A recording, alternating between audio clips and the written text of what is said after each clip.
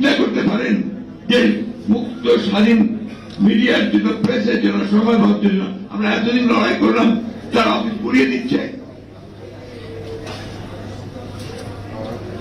এই বাংলাদেশ থেকে আমি দেখতে চাই, আমিও দেখতে চাই না। উনি বলছেন যে বিএনপি দেশের পরিস্থিতি নিয়ে খুবই চিন্তিত, আচ্ছা ভয়াবহভাবে উদ্বিগ্ন। কেন? উনি বলছেন আপনারা চিন্তা করতে পারেন ধর্মকে কেন্দ্র কইরা কি উন্মাদনা শুরু হয়েছে বাংলাদেশে। আপনি চিন্তা করতে পারেন মুক্ত স্বাধীন মিডিয়ার জন্য, প্রেসের জন্য আমরা এতদিন লড়াই করলাম, তার অফিস পুরাই দিচ্ছে। তাই নাকি মির্জা ভাই? কুটি পুরানো হয়েছে।